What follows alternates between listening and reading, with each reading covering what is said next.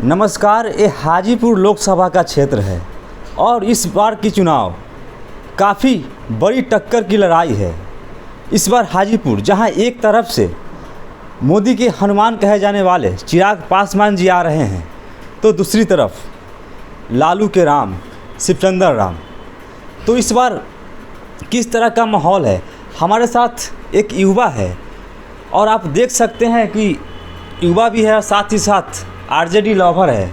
गमछी देखकर आप अंदाज़ा लगा सकते हैं।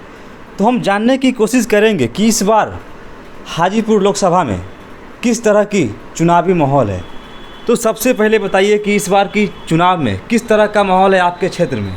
माहौल बहुत अच्छा है और बिल्कुल जो है इंडिया गठबंधन के पक्ष में मतलब पूरा माहौल अच्छा है और आगे भी रहेगा। तो इस बार मोदी के हनुमान कहे जाने वाले चिराग पासवान जी आ रहे हैं। अरे वो तो नकली हनुमान है। अच्छा। वो हनुमान किसको बोलता है? वो चिराग पासवान जी बोलते हैं जो हम नरेंद्र मोदी जी का हनुमान है। अच्छा। हनुमान किसको बोलता है? बंदर को बोलता है। हाँ। आया तो हम लोग सब लोग समझ गए हैं, पूरा हाजीपुर की जनता समझ गए हैं जो हम बानर के हाथ में नारियल नहीं देंगे हम लोग, क्योंकि नारियल वैसे व्यक्ति के हाथ में देना है जो मतलब नारियल के नारियल समझे। ऐसा व्यक्ति को न दे जो हमको मतलब चला करके नारियल से कपार फोड़ दे।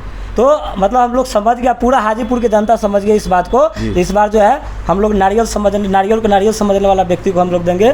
बाकी बात ये नकली हनुमान के हम लोग वोट नहीं देने जा रहे हैं। बात रहा राम की, तो राम भी अपने हैं, शिवचंद्र राम, शिव भी है, राम भी है। मतलब इनका नाम में तीनों चीज़ का मतलब जो है इसमें बसा हुआ है, तीनों चीज़ का नाम है। हाँ, मतलब शिव भी है, राम भी है, चंद्र भी है। चंद्र भी है, शिव भी है, राम भी है, चंद्र भी है। अच्छा, तो जैसे कि चिराग पासवान जी हेलीकॉप्टर से आते हैं, हेलीकॉप्टर शॉट मारने में कामयाब रहते हैं, तो इस बार आप लोग को क्या राय है इस पर? अरे हेलीकॉप्टर शॉट मारने की तो इसमें बातें नहीं है। अच्छा। उन्होंने पिछले बार हेलीकॉप्टर शॉट मार के चल गया, अनजाने में चल गया मार करके।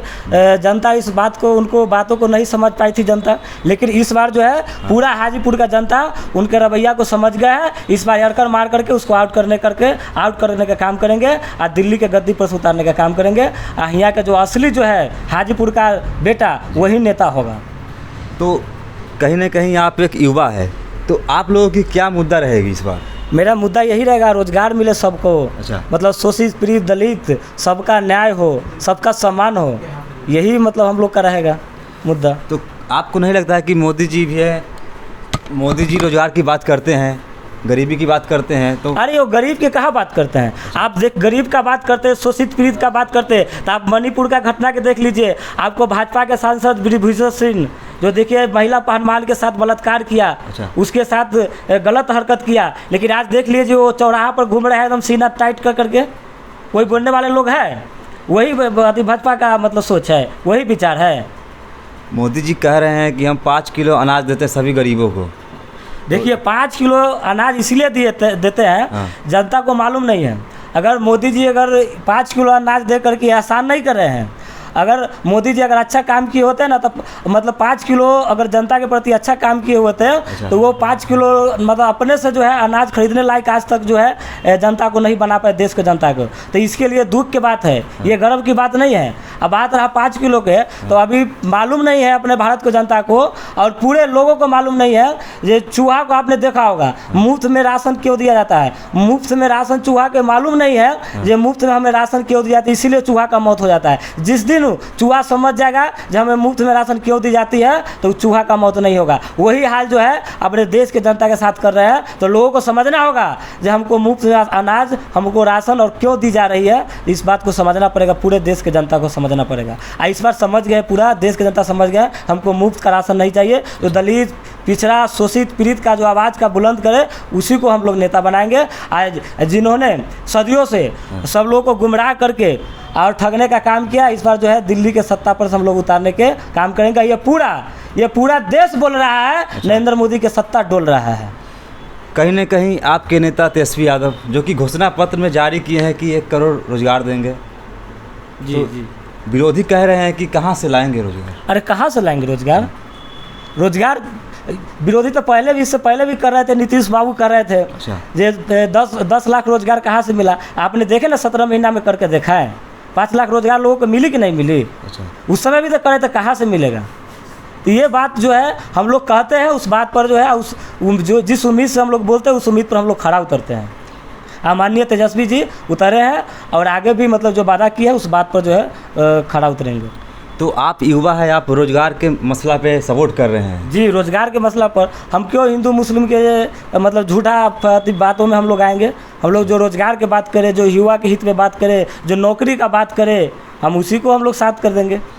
अच्छा, तो इस बार हाजीपुर लोकसभा से आप लोग किसे भेज रहे हैं दिल्ली में? माननीय शिव चंद्राराम जी को भेजेंगे। हम लोग चिराग पासवान जी को नहीं भेज सकते, क्योंकि ये चिराग पासवान नहीं, हनुमान पासवान है। अच्छा। वो स्वार्थी पासवान है, परिवार पासवान है।